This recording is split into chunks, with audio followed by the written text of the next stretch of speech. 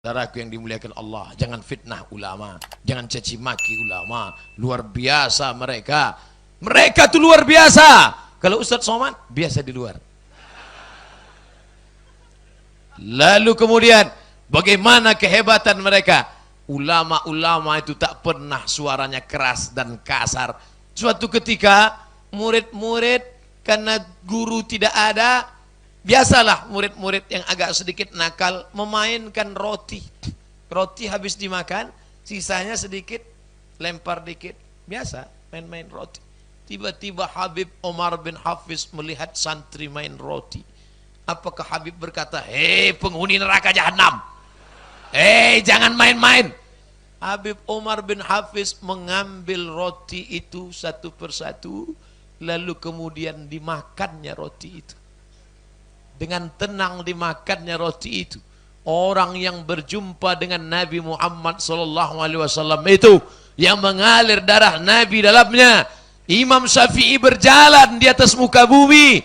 Orang yang mulia itu mengambil roti yang sudah dimainkan murid, dikunyahnya, meleleh air mata murid. Dia tidak dengan kata-kata kasar. Ketika ada orang mencaci makinya, keluar sumpah serapah kepadanya, apakah dia balas? Tidak. Ketika ditanya, "Imam, Habib, mengapa tidak engkau balas dengan kata-kata kasar?" Tidak layak kata-kata itu keluar dari mulut kita. Tidak layak keluar dari lidah kita. Oh, jadi Ustadz Somad tidak membalas caci maki di internet itu karena Ustadz mengikut Habib Umar? Bukan. Kenapa Ustadz tidak balas? Passwordnya saya tak tahu.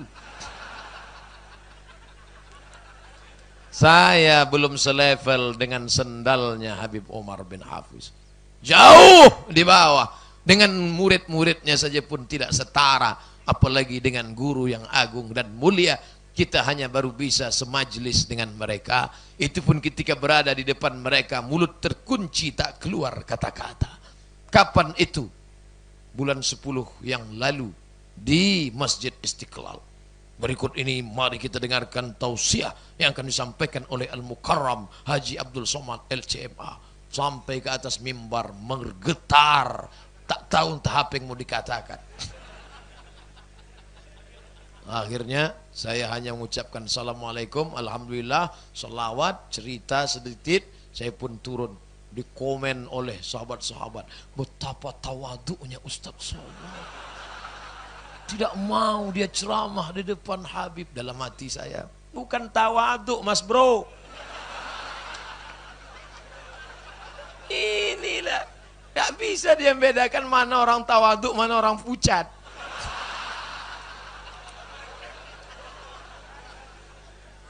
Para ulama itu menatap wajahnya saja kita tidak sanggup. Sudah saya siapkan sorban, ada di dalam tas. Nanti kalau jumpa mau cium tangan, salaman, mau minta, sudah dikarang kata-katanya. Mau minta ijazah, Habib mungkin tak minta pasangkan sorban. Sudah diulang, sudah casting di depan kaca. Begitu sampai di depan, hilang semuanya. Akhirnya sorban itu bawa balik. Makanya sampai sekarang belum pakai sorban.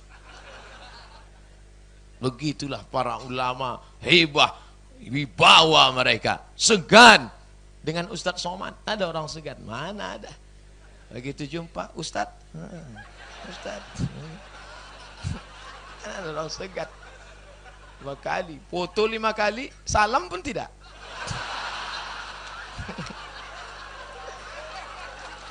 Biasa. Ulama-ulama itu wibawanya luar biasa. Lalu bagaimana dengan itu kan di sana. Bagaimana dengan di Indonesia? Ada seorang ulama yang saya baru pulang dari haulnya di Jawa Tengah, tepatnya Grobogan. Apa yang terjadi?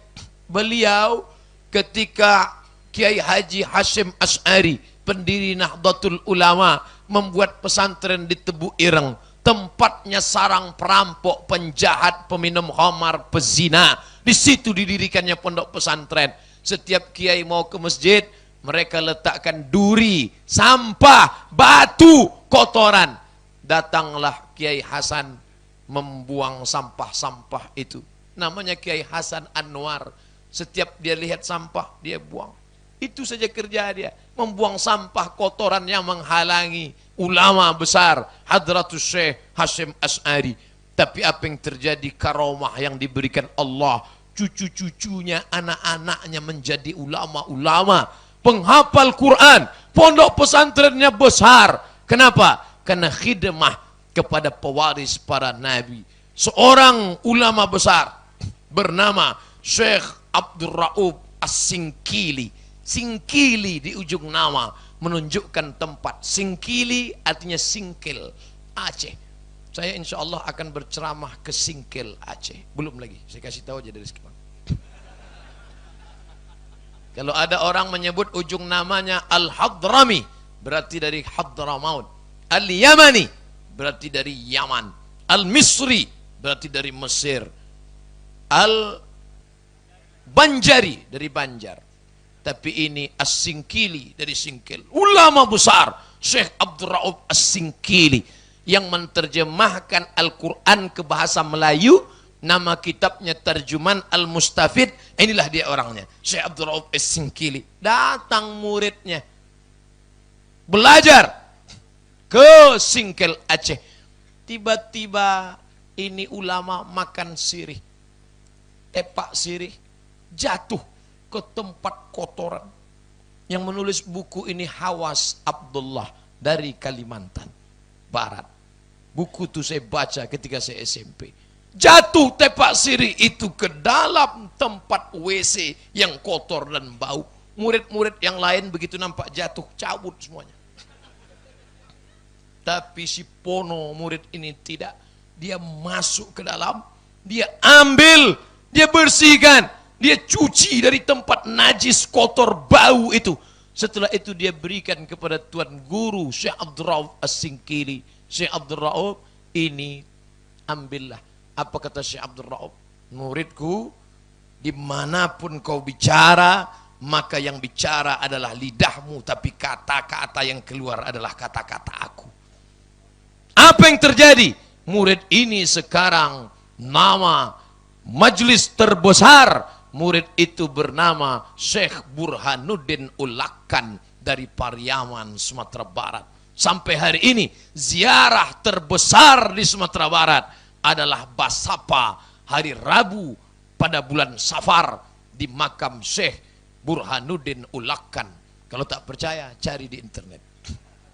Saya sudah mau dibawa ke sana dan beliau salah seorang mursyid tarekat Syattariyah. Ustaz Somad, bisa kita ziarah ke makam Syekh Burhanuddin, tausiah di sana? Lalu saya katakan, insya Allah saya datang. Tiba-tiba tim mengadakan survei ke sana, melihat tidak memungkinkan Pak Ustadz. Tempatnya lapang, terus jamaahnya ramai. Kita bisa masuk, keluar tak bisa. Ramai sekali. Kalau gitu kita tunda nanti sampai waktu tertentu. Begitulah karomah yang diberikan Allah Ta'ala. Karena kemuliaan dekat bukan dengan Nabi. Nabi terlalu jauh dengan kita. Tapi dengan pewaris para Nabi, para orang-orang soleh yang sampai hari ini masih ada bersama dengan kita. Tapi saya tidak ingin dikatakan, oh ini Ustadz ini berceramah gini, ujung-ujungnya saya tidak minta dimuliakan. Tolong muliakan saya.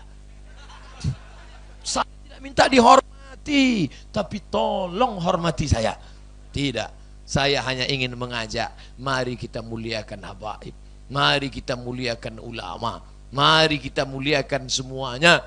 Ketika saya dikatakan tidak bisa berceramah ke Semarang, Ustadz tidak boleh ceramah ke Semarang. Tapi apa yang terjadi? Tiba-tiba saya jumpa dengan Pak Syafruddin Wakapolri di Masjid Istiqlal. Ustadz Somad, silakan ke sana. Saya akan telepon Pak Kapolda, Pak Condro Kirono, jalan Ustadz mulus ke sana insya Allah. Begitu saya sampai di airport Semarang, saya turun, bapak-bapak dari kepolisian sudah berbaris, pengamanan 4 baris, polisi, tentara, FPI, pemuda Pancasila. Saya pun jalan, Masya Allah. Dalam hati saya, mudah-mudahan ada yang moto. Karena nggak mungkin saya minta foto kan, nggak mungkin saya bilang foto. Tapi lama-lama saya berpikir, kalau saya minta bantuan terus nggak enak. Masa setiap mau ceramah bisa minta bantu tak Pak? Jadi saya pikir kita ini kan mau ngaji, bukan mau perang, bukan mau show, mau nunjuk-nunjukkan. Jadi kalau gitu gimana? Nah, kalau gitu kalau ada yang ngancam-ngancam saya ngundurkan diri aja. Nggak boleh datang. Ya nggak apa-apa. Lebih selamat. Kalau mau ngotot bisa. Tinggal telepon aja. Sombong pula. Apa ibu yang begitulah, tak bisa dibalas budi baik mereka. Man ahsana ilaikum, siapa yang berbuat baik pada kamu maka balaslah. Kalau tidak bisa dibalas, takut, mana berani orang ganggu kita.